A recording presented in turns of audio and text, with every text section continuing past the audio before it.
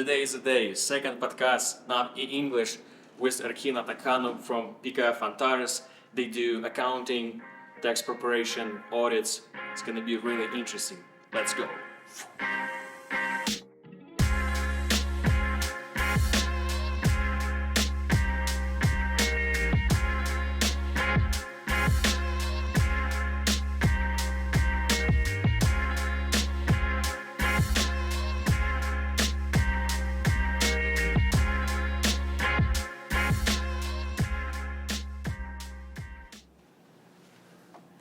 Hi. Hello. Hello. Come on in. Nice to see you. Nice to see you. Yeah, thanks. How was your day? Pretty good. You? Good. Good. Thank you. Okay. When I first saw your logo, PKF, I have a questions. What does that mean? Yeah, PKF is a more than 50 years old company. Really? Established in Europe. We are one of the only Canadian members. So we have 400 offices in almost 200 countries. PKF was established by 3 founders, and then it became more like a global accounting and consulting firm. Okay, nice. So tell me a little bit about yourself, like an elevator speech, super short. Yeah, my name is Erkin. I'm a managing director of PKF Antares. It's a fast-growing accounting consulting firm. Yeah. I moved to Canada almost 10 years ago, and 6-7 years ago started my firm here in Calgary. Currently we operate in Ontario, Quebec, Alberta, and BC as well. When I read about you, I saw that you finished master degree in UK. Yeah. Can you tell me a little bit more about that? Yeah, I graduated a bachelor degree in Uzbekistan and tried to focus more on accounting and finance, and decided to go to do masters in Europe, which I was lucky to go to Scotland, Glasgow for 1 year, during which I improved my accounting and finance degree and obtained an international designation. Yeah. So and then from UK you moved back to Uzbekistan, and then 6-7 years I worked in that region, trying to improve after academic degree, to improve the actual work experience, after which the company decided to transfer me to Canadian office, to Calgary. Interesting. Why do you think Calgary, not like Toronto right away? I was hoping that they're going to send me to Toronto, but the position was only available in Calgary. And when they announced it that I'm going to Calgary, I rushed to the Google Map and checked where the Calgary is. I knew that it was in Canada, but I wasn't sure where is it. Yeah. So then I called my friend. I said to him, "Look, they're transferring me to Calgary." So he knew the geography and information about Alberta, and he said, "Oh, Calgary Flames." So I knew that Calgary Flames was from Calgary, and he gave me the positive kind of a signal that it's pretty cool to be in Calgary as well. Yeah. And when you came to Calgary, you right away opened the office or no? No, the company transferred me to Calgary office, our global accounting firm that I used to work for almost 17 years, of which in the last 3-4 years they wanted me to focus in Canadian office, so they transferred me to Calgary. So I worked for them for 3 years. After which I decided to establish my own consulting firm. I see. Why do you decide to do that? Yeah, it was always, even before going to UK for study, I had this drive, like every 3-4 years I wanted to have a new challenge. And I've been with that global accounting firm for 17-18 years. Every 3 years I was taking new challenges, new roles, new places. Nice. And after 3 years being here, I decided that I need to have even more challenge. So it could be establishing my own firm and running it, and then see how it is running your own company, where you're not only responsible for delivering the project, but the overall running the firm, hiring, firing, growth. So that was the driver that I decided to try and see what happens. Do you like it so Well, far? it was a crazy run for last 6-7 years since we Nice. established. We almost every year we had a double growth. Nice. We doubled our revenue, doubled our staff and size. So obviously all that growth comes with the responsibility and pressure. Yeah. So how I see is no pressure, no diamond. So Yes. in order to have a diamond, you need to be in the pressure to get the diamond. Yeah. Once you're talking about diamond, we with Alexander, we saw this Yeah, I was award. awarded recently award diamond by PKF Global Office for the contribution that I did for the global firm. Yeah. We had a couple large projects that we, as a Canadian office, helped the other PKF offices to win the projects. Yeah. So as a result of which, they awarded us as a diamond award. Nice. And only a couple offices nominated this year. So it was a big achievement for us, getting that award from the global office. Cool. The question is, when you start your own company, when did you hire somebody? Like, is it better to do when you have a couple of projects, or later when you have like? Yeah, it was a challenging to hire right away. As any startup starts, usually it starts either from garage or from the basement. So I started from my basement. Yeah. So I had one laptop and had some idea what kind of service I want to do. And later on, we decided to get 1 or 2 more clients, more projects. Yeah. As you start getting busy Yeah. to add more staff, then you will start adding people. That time you need to be ready to share your revenue that you're earning with Yes. somebody else. That's interesting. So couple months or a year, you have to work almost no earning for yourself if you want to build a team. Okay. So that was kind of my vision, that in order to build the successful company, Yeah. you have to sacrifice. So at the beginning, all the income that we're earning, Yeah. everything was sent to employees, Yeah. and gradually more projects came along, and we started building every time one or two additional employees as we go forward. As I said, last 4 or 5 years we were doubling every year our revenue. Yeah. So which means that we were growing very fast, and then Yeah. building up a team very fast as well. Yeah. When did you learn to build a team? Like, you have any? Like, what do you think? It is a trial and error. Yeah. The dealing with staffing is the hardest part of my role.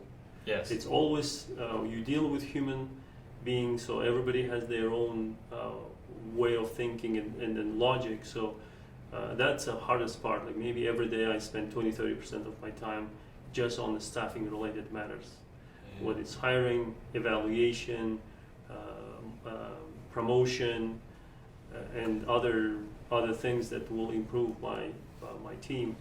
If you take care of your people, people will take care of your business. So that's kind of a concept. If I want to have a successful business, the staff needs to be also successful. Yeah. Did you teach them like every month or something like? I think we mix team Yeah. with the different skill sets. So that allows me to delegate some of those points into different people. Yeah. If the person is good on teaching, we have a dedicated person who does the trainings. Oh, I see. If we have a technical person that focuses only on technical items, so because we have limited time during a day, I can't do everything myself. Yeah. So we have dedicated people in our team that takes care of certain key responsibilities. Okay. So what services or products do you offer? Like your firm? Yeah. So I like rule of 3.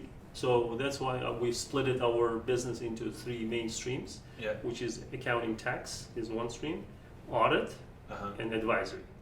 Okay. So accounting tax is mainly related to mid-market, smaller firms starting from barber shop up to small manufacturing facility where they need accounting and tax help. So that's one stream. Second stream is audit. When larger firms are need to have audited financials, they're going to the stock exchange. So that's a second stream that we focus on. And clients are international, local, or listed in Canada or listed in US. So we have two types of clients in audit. And third one is advisory. Advisory is other consulting services that we do, forensic, internal audits, business transformation, those type of services that goes to the advisory team. Okay. You've talked about international clients. How did they find you? International clients usually, if they have, so I had a call, for instance, today from Spain. Really? So they were searching for mid-size accounting firm, quickly help with one of the transactions that they're doing. So they Googled it. They found 4 or 5 companies that came up, and they start contacting them. Nice. And I was proactive. I set up a call. I discussed with them. So, and they right away after the call they said, "Can you send me a contract?" Nice. So, I think in our generation, the digital marketing is very important. So that international firms need, the only way they can find you is through online. So because they don't have yellow pages that we used to have that they can find you. So, and also PKF network, we are very integrated member firms globally. So we refer to each other constantly at work.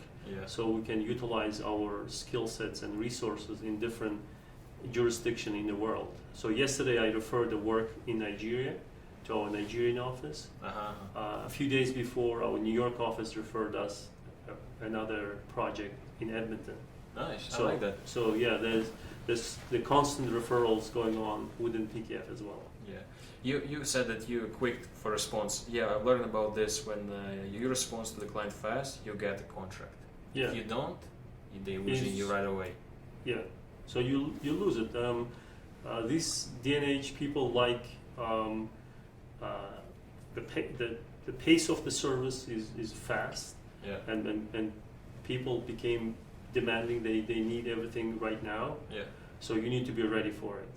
In order to do it, you need to have some system that captures that immediate demands coming from the market. So that's why we have dedicated person on the corporate development.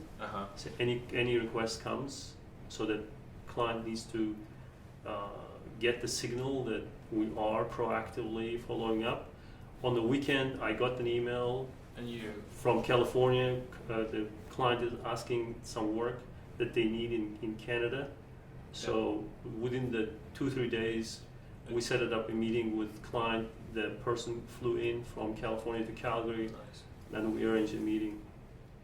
So all of those emails you handling on your own, or somebody? We have a triaging system that emails will triage depending on the topic. If it's more back office related, then it will go to the back office team, accountants or admin. If it's a bigger project that I need to handle, then it comes to me that I have to take care. And then I further triage to relevant head of departments. Yeah. If it is audit, then it triage to audit department. If it's advisory, then it goes to the advisory team. Okay.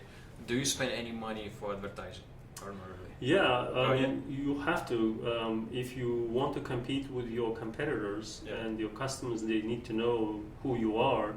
You need to do certain advertisements, and majority of advertisements we do in digital, in Google. So therefore, it's critical for in digital world people knowing what kind of services you're offering, where you're offering, and what's your core capabilities that you can offer. There's a risk that you may spend too much money, but ROI may be low. So we watch carefully on which advertisement is giving us a high ROI.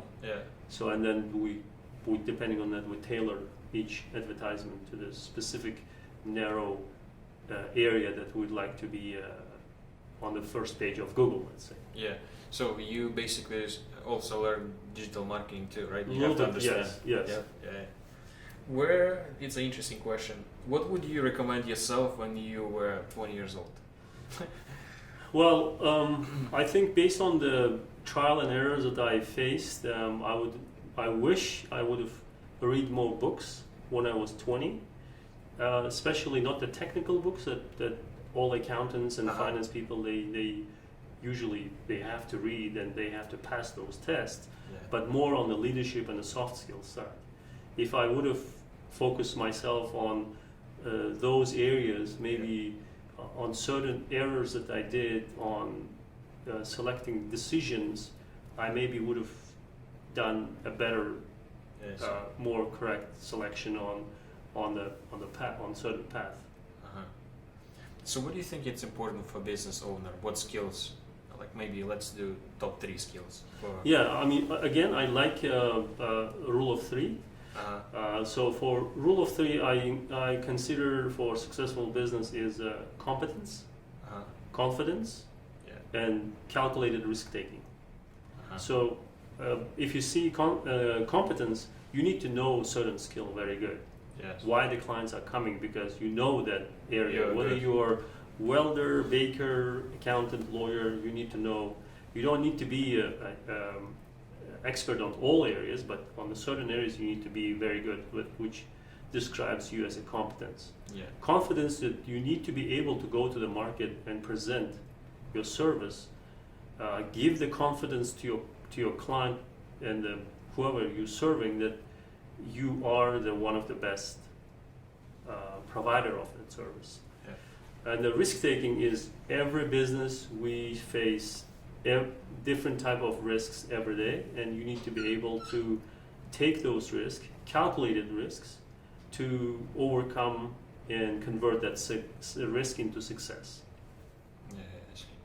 So for example, office, it was a risk, right? When you a lease on the office or something? Office is a risk. New service offerings that we launched is a risk. Let's say the clients or countries that where we're going is a risk. So all the time we do those weighted decisions on whether it's worth taking that risk or not. Sometimes the return looks so good, but you may be all the business that you built could be vanished because you did one mistake. So that's why we learn to do diversifying our clientele, our staffing, markets, and service offerings, so that any ups and downs in the market, whether it's financial recession, COVID pandemic, etc., you still be able to pick up on other sides so that it will be balanced in your service offerings. So you talk about COVID. How was in COVID? It was easier for you or slower? Well, COVID actually helped our business to grow. So that's why every year we doubled it, even during COVID, because all our clients, they start moving to virtualization. So we used to have head office in Calgary, and we were planning to move our head office in Toronto because it's a financial center for Canada.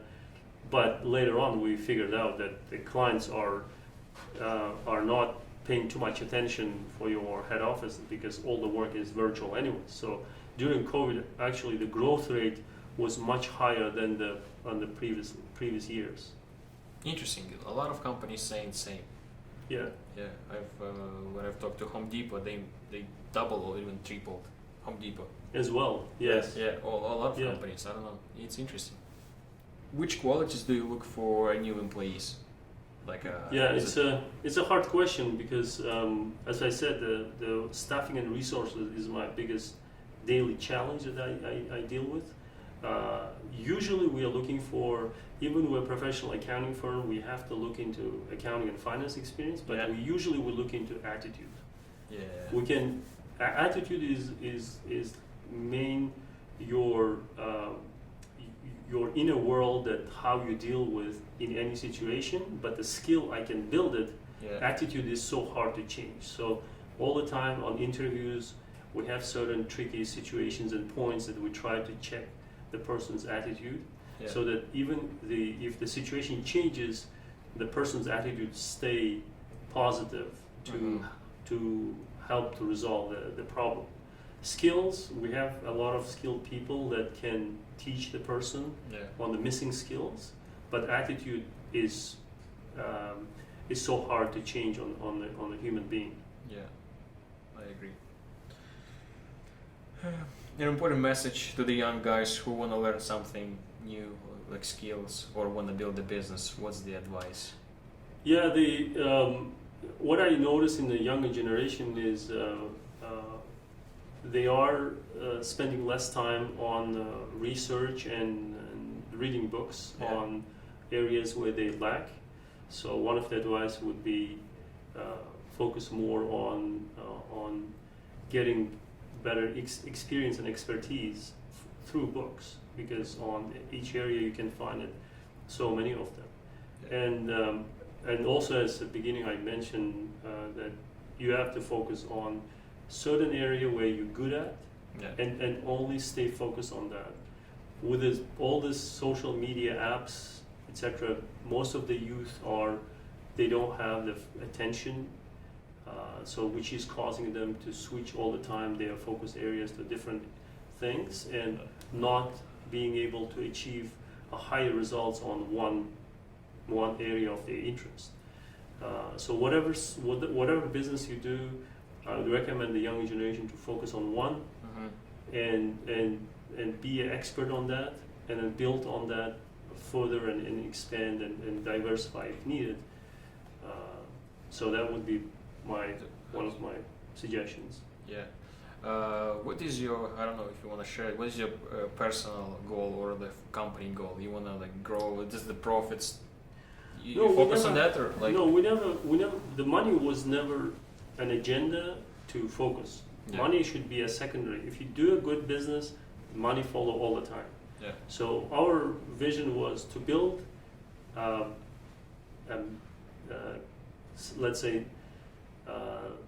Canadian-based accounting firm that helps the mid-market with their services. Yeah. So we'd like to be a substitute to the large accounting firms, where we could be a substitute. So if for the smaller firms where they cannot afford expensive consultants, we could be there to help them to solve their challenges.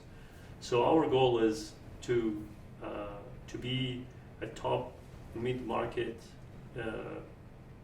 trusted advisors for the mid-market firms, for the mid-market clients, and be a substitute for the large accounting firms in Canada. Second vision that we have is we're trying to have a social hat as well. So helping the businesses is one, and we have a social responsibility as well. On the social responsibility, we are trying to be a platform for newly immigrants to help them to establish their career in Canada. So if you see 90% of our employees, they are newly immigrants. Most of them, 90%, it's their first job in Canada. And they're staying with us and they're growing with us, which is the biggest my success story, that our firm became a platform for some of the families to get the job and build their families in Canada, using our office as our firm as their platform to grow. Nice. So like the employees who came first when you started the firm, they still with you? Like they? Yeah, well, I mean, staff rotations is still high, and it's not a negative factor, because we still build the legacy that they still remember that this firm was the first their starting point. But as soon as they go to the bigger firms and better positions, we're always happy to support our alumni to do that, because at the end of the day, our mission, our way bigger mission, is to build, to sustain that social responsibility, to provide a place for newly immigrants to find their place in Canada. How do you promote people? Like if it's interesting, like you work for a certain time and then you put them on a higher position in your firm? Promotion and development. When you run a 50 people company, it's very critical. Yeah. Because you need to create a healthy competition. Yes, that's. Yeah. So, development, specifying the development points is critical. The employee need to know exactly where they're missing so that they can work on it. Yeah. That would be fair for us. That would be fair for employee. So each employee, they have at least 3-4 key target areas that they have to work. Very specific. And every 6 months we check the situation and their performance against those targets, and see what they're doing. There were some cases when the employee is not performing, we have a very strategic discussion with that person, because the job that they're doing may not actually be a good fit for them. So it could be actually strategic long-term challenge for us and for them. Sometimes we find a solution. Sometimes we put a very close observer to that person, like a coach, to focus on the development points, so that in a 6 months we need to see the result of that person. So it usually takes up to 6 months to see Usually the result. we give it 6 months to run, and maybe change a position, change the job, and see how the performance are happening, with any improvements or not. And employees also is interested to know whether they are in a good path, right path or not. Yeah, interesting. And we do the constant trainings for staff so that they need to see that company is investing on that person as well. Whether we put the external trainings, which is provided by CPA Institute, or we develop our internal trainings that are run by more our experienced people for them. Okay, sounds good. What do you do in free time? Yeah, it's after this so much work, you don't have that free time left. But, numbers. Yeah, but I love travel. I love reading books and some of the mountain activities to recharge and come back refreshed. It is recharging your battery, which is mind and health, is very important in this kind of role. You have to have it, and I have those kind of tricks where I try to recharge myself during the weekend or during off time. Sometimes I take a Friday off and go to mountains for different activities. In winter, skiing. In summer is hiking and swimming. So you need to be able to turn on, turn off, so that to perform a better performance when you come back to the office. Yeah, I'm trying to do the same, but I can't. Yeah, I mean it is a trick. Otherwise, when you come back on Monday not recharged, it's so hard to focus on the key points that you need to be taking, key decisions that you have to do. Yeah. You always need to have your attention and focus needs to be on when you're dealing with so many complex issues running the business. Yeah. Interesting question just goes up. Do you plan every Monday? What's your task for the week? Or you might do monthly, or I don't know? No, first of all, we have in the company, we have our own very complex task and ticketing system. So if the staff that has something, they allocate me certain tasks with a due date so I can see it. So even the person sitting in Toronto or Montreal, they will be able to allocate me a task. Also on other areas, I have prioritized list of items that I need to accomplish during a week, and we prioritize between high priority and low priority. And obviously in first couple of days you have to address the high priority items. Interesting. Yeah. Why is that?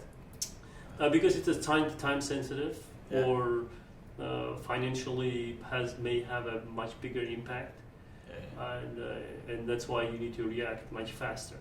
On the high priority. High priority and low priorities Either I park it to the later on in the week, Yeah. or I try to delegate and explain somebody. If it's a repetitive task that it's happening every month, Yeah. then I explain one of our staff members, and so that I can delegate more to them, so that we can achieve more work during the week time. Yeah. Do you think it's hard to delegate some work? I've heard that some people, it's super hard for them to trust another person to do. They think that I'm the best, I can do the best. It is hard, but it's also a skill that you learn working with a bigger organization. Yeah. As I spent 17, 18 years in a large accounting firm where I used to have a team of, the largest was 60 people in my team, Wow. up to 3 people in the team. Yeah. So in each project you need to know which staff member is doing what, and how that result will be reviewed, and what time you have to come and review their work. So that taught me a lot on people management, Nice. project management, people management side. Yeah, project management. That's what I need to learn. Yeah, it is a specific skill. Yeah. Yeah, and successful people, if you see, most of them, they're doing so much, achieving so much achievements Yeah. during their lifetime. The only way they're achieving is not because they're doing themselves, it's Yeah. because they're delegating to the right people who are sitting in the right seats in their bus, and they are controlling it to make sure that they're delivering what they're supposed to deliver. Yeah. If, as you know, they have some of those successful people, they have their own policy of hire slow, fire fast. So if they see that a person is not performing on that seat, Yeah. the targets that they have, Yeah. then they try to switch it so that they can achieve those bigger goals. In somewhat, we have a similar thing, that if the person is not is behind of certain things, then we try to either provide support, Yeah. or switch the task so the person can achieve other results. Yeah, I agree. That's interesting. I never heard this before. Yeah. Hire slow, Fire fire fast. Yes. Interesting. All right. Thank you so much. Yeah. Thank you. That was a Yeah. nice Thank to meet you. you. Thanks for coming. Yeah. Thanks. Yeah. Good luck.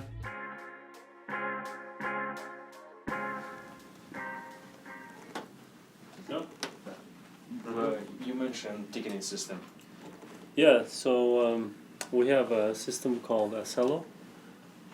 Acello, so you can see the tickets. So if I go tickets for me, so people open up a tickets that I need to address, no result found, so which means I address them all. Nice. And on top of that, I have my own list of actions as well every day that you see the podcast. So it's done. Done. So one thing is done. You still have a lot of. Yeah, but a lot of things.